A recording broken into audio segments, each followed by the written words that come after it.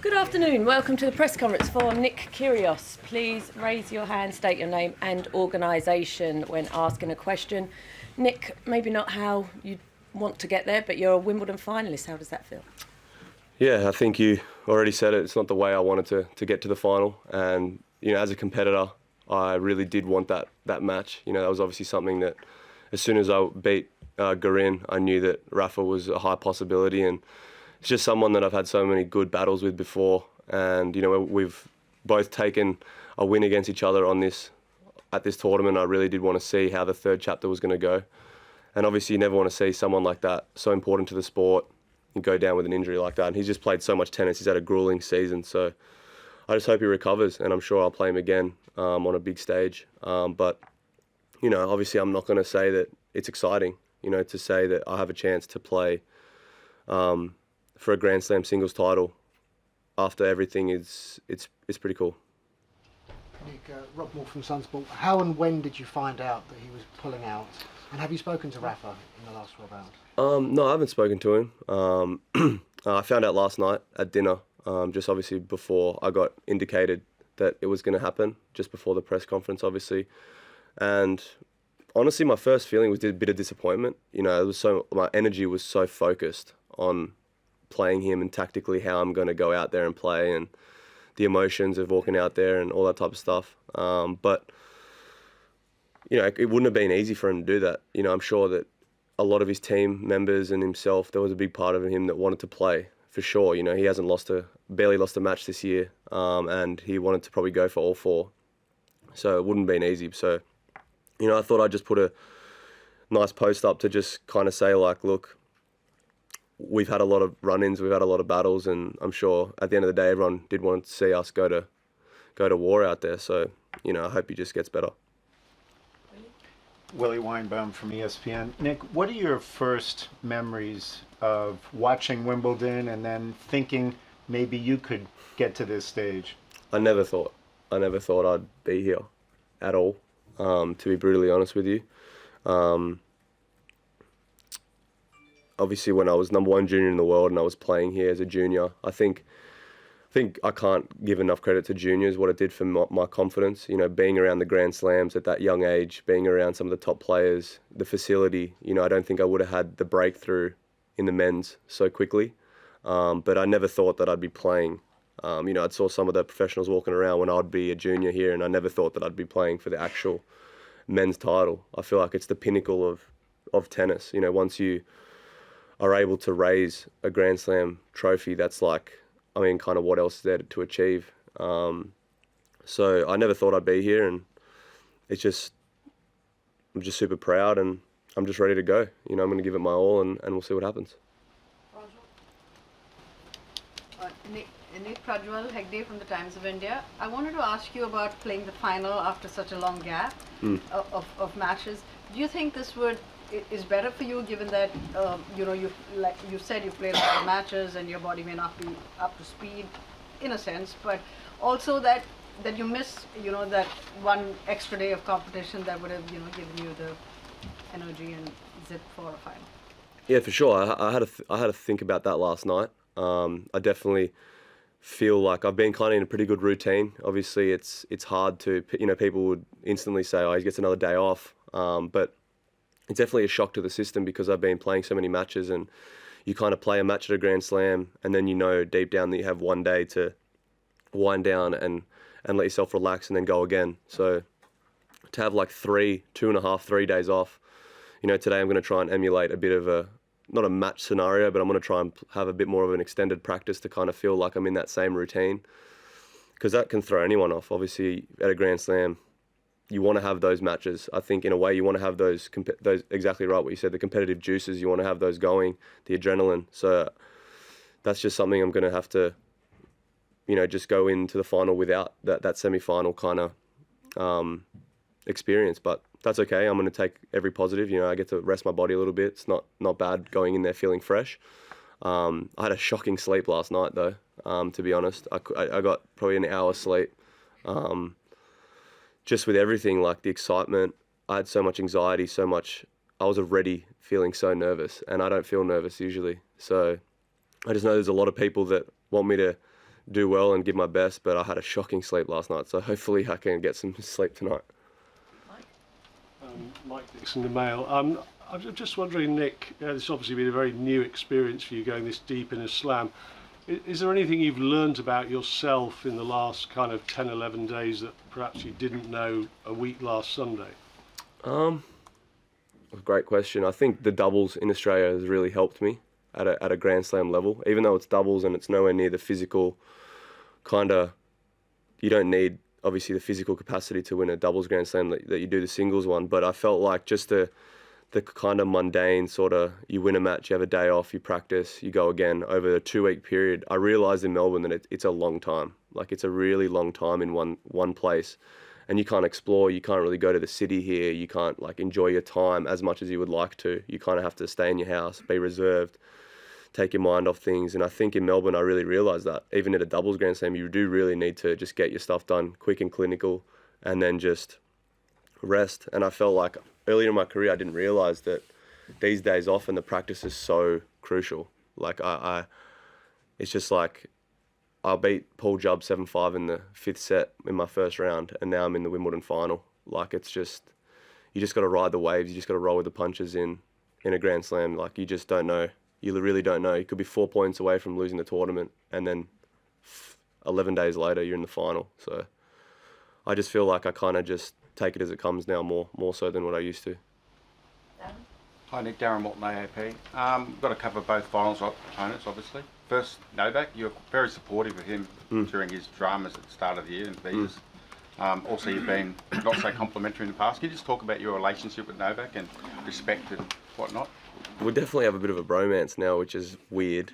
As I think everyone knows, there was no love lost for a while there, but I think it was healthy for the sport. I think every time we kind of played each other or there was hype around it, it was interesting for the media, for the people watching and all of that. But ever since I felt like was almost the only kind of player and someone to stand up for him when with all that kind of drama at Australian Open, I feel like that's where respect's kind of earned.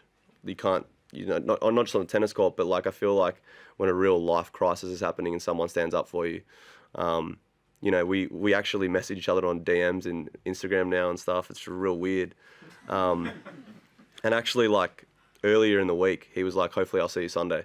So, we'll never know. He's got an incredibly tough match today. We all know what Cam is, capable of, and the growth of Cameron Norrie is insane. Like, I just remember that kid with a pink sweatband on it, like playing under 10s with, that I used to just destroy every time I played him.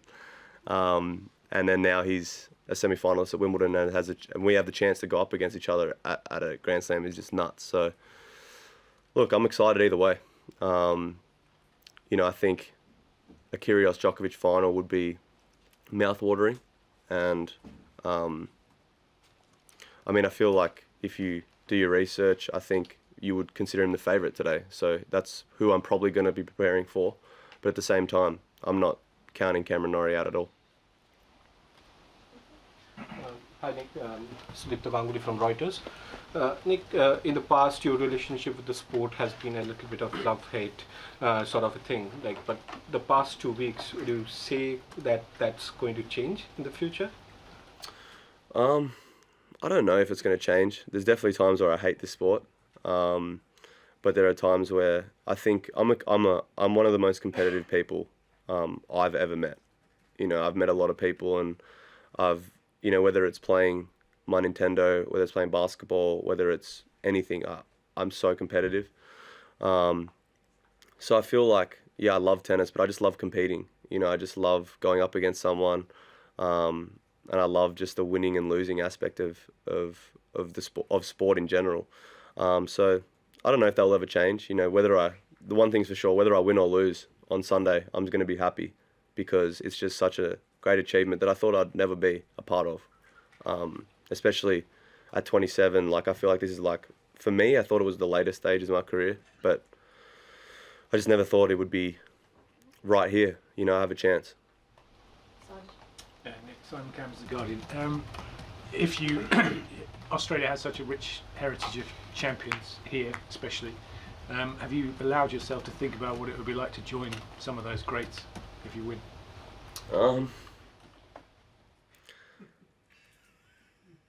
I mean, look, I don't think, as for the greats of Australian tennis, they haven't always been the nicest to me personally, and they haven't always been supportive, and they haven't been supportive these 2 weeks. So it's hard for me to kind of read things that they say about me when, like, for instance, when I saw Ash Barty in the final of Australia, I was nothing but happy, and I would never say a bad word about an Australian making a final. Like, that's just me. And the kind of only great that's ever been supportive of me the whole time has been Leighton Hewitt. Like, he knows, he's our Davis Cup captain, and he kind of knows that I kind of do my own thing. I'm definitely the outcast of the Australian players. He knows to kind of keep his distance and just let me do me, and he just sends me a message here or there, keep going. That's literally it, just well done, keep going. But it's pretty sad because I don't get any support from any of the other Australian tennis players, male side. Like, not the players, I mean like the past greats. And it's weird, they just have like a sick obsession with just tearing me down for some reason. Like, I just don't know, like, whether they don't like me or they're like afraid that I don't know what it is, but it sucks because if it was roles reversed, if I saw Demonar in the final or I saw Jordan Thompson or Thanasi, like, I'd be pumped, like, I'd be stoked, I'd be having a pint watching, going nuts. So I don't know, so shout out to Leighton, I guess. And just quickly, is it right you hit with Leighton before coming here on grass? I hit for one day in Hunters Hill, and obviously the media just loves to, he's every day with Leighton Hewitt. But it was one day for like an hour and a half. Yeah. Molly? Hi Nick. Congrats on making the final. You posted a photo of yourself as a kid with a tennis racket the other day. I just wondered, what was that kid like? Was he as competitive as you are now? Can you tell us a little bit about what you were like as a kid, and also just Hungry. on a separate point? Sorry. I was hungry. Yeah, I think that's just hilarious because I think, like, I'm not really I don't think I'm supposed to be like someone like me who, like, I look at that photo and, I grew up in Canberra, the courts I trained on were horrible, and now I'm in the chance to play Wimbledon final. I think it's honestly an inspiration for any sort of kid who's kind of been outcasted or just been surrounded by negative headlines or negative just clouds, or trying to be like, just been brought down from a lot of different angles. And I feel like it's possible. It's still possible to achieve something quite special. If you just believe in yourself. I never really lost belief in myself. I feel like a lot of people, most people around me at some stage in my life have lost belief that, I would ever make a Grand Slam final, or, doubted me a little bit, in my behaviour, or, just the way I trained. And I think everyone, safe to say, and that's fine that they doubted me, but I never lost belief myself. I think that's just a strong message for any kid, who doubts himself. Just keep going. Like, look at that photo. Like, I literally look like Manny from, like, Modern Family. Hi Nick, Tom Anderson from ESPN. You spoke the other day about the gods, you called them, how you were the one to kind of break them all by beating Rafa. It's kind of getting to the point now. Rafa's spoken a lot about his injuries. Federer's still trying to come back.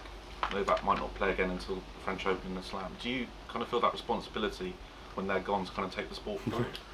No, I don't.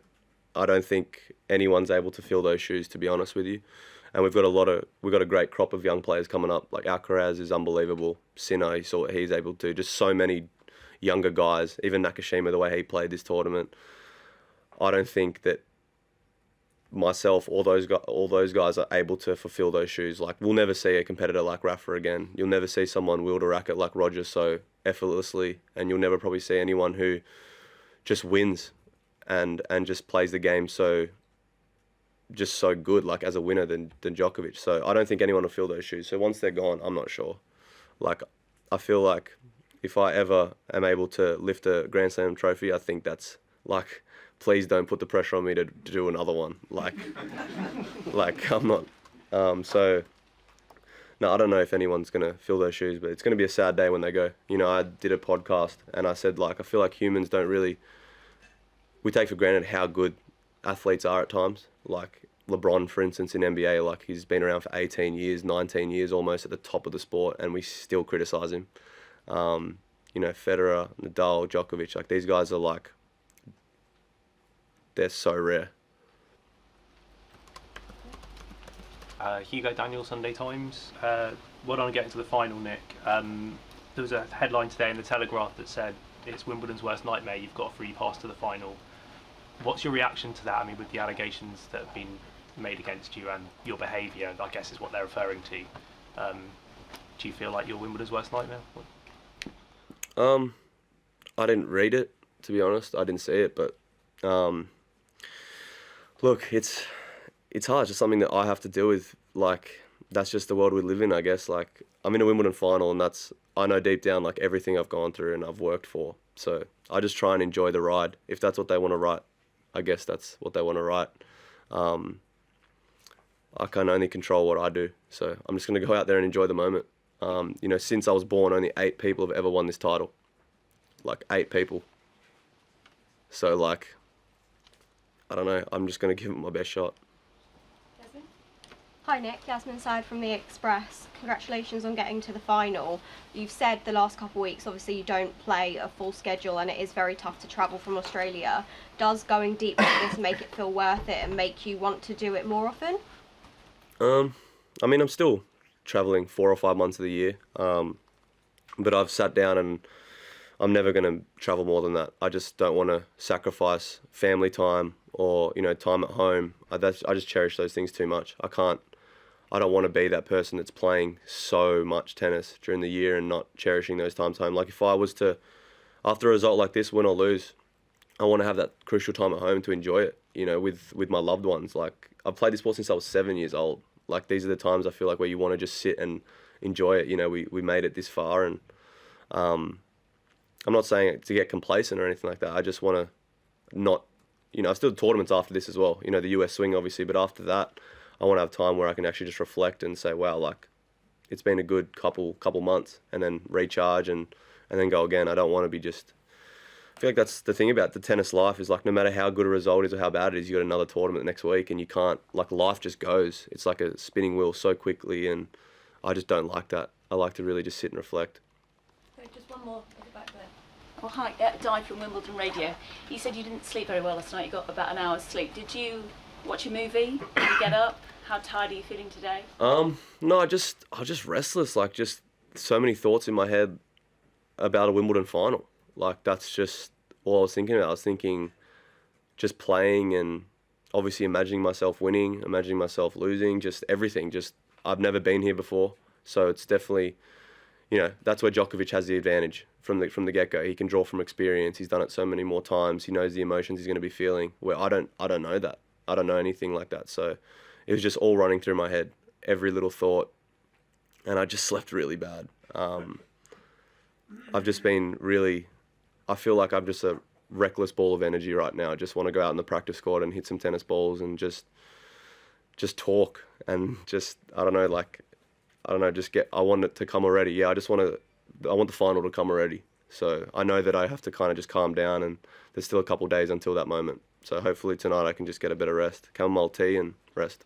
So we're going to have to wrap it up there. Thank you very much. Thank you.